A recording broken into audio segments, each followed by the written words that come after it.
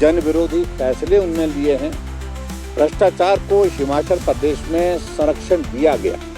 किसी सरकार में 2 साल के कार्यकाल में ऐसी स्थिति नहीं बनी। मुख्यमंत्री के कार्यालय से ही मिल रहा है।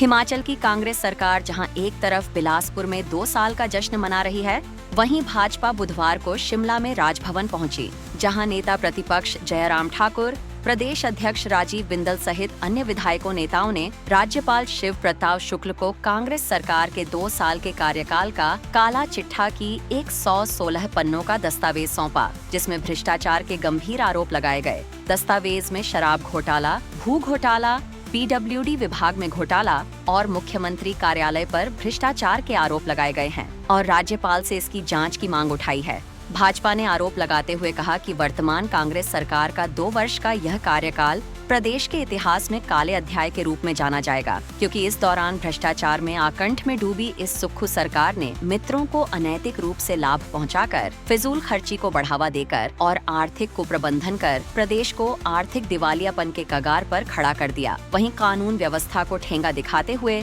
खनन, ड्रग, शराब, कबाड़, वन व भू माफिया को संरक्षण देकर प्रदेश में माफिया राज स्थापित कर दिया। यही नहीं, कांग्रेस की इस सरकार ने जहां जन विरोधी निर्णय लेकर प्रदेश की जनता को त्रस्त करने का काम किया, वहीं कई अजीबोगरीब फैसले लेकर प्रदेश को देश ही नहीं बल्कि पूरी दुनिया में मजाक का विषय बना दिया, जिसे लेकर भाजपा प्रदेश अध्यक्ष राजीव बिंदल ने कहा कि प्रदेश कांग्रेस सरकार ने जश्न मनाने वाला कोई काम नहीं किया है।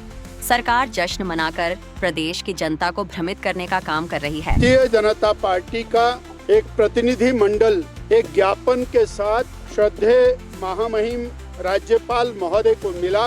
कांग्रेस सरकार के 2 साल के कार्यकाल का एक कच्चा चिट्ठा महामहिम को सौंपा गया और भारतीय जनता पार्टी का ये मानना है कि जश्न मनाने जैसा कोई काम कांग्रेस सरकार ने, श्री सुखविंदर सिंह सुक्खू सरकार ने 2 वर्षों में नहीं किया। जो ये जश्न मनाकर प्रदेश की जनता का समय और धन बर्बाद कर रहे हैं। वहीं नेता विपक्ष जयराम ठाकुर ने प्रदेश सरकार पर गंभीर आरोप लगाए हैं। उन्होंने बताया कि हिमाचल प्रदेश की भारतीय जनता पार्टी ने वर्तमान प्रदेश सरकार के 2 साल के कार्यकाल पूरा होने पर इस सरकार के काले कारनामों का कच्चा चिट्ठा राज्यपाल को सौंपा है। भारतीय जनता पार्टी ने महामहिम राज्यपाल महोदय जी को मिलकर के कांग्रेस सरकार के 2 वर्ष के कारनामों का कच्चा चिट्ठा इस रूप में एक दस्तावेज प्रस्तुत किया है और जिसमें जो भ्रष्टाचार से संबंधित जो आरोप हैं और उसके अलावा जो हिमाचल प्रदेश में जन विरोधी फैसले उनने लिए हैं,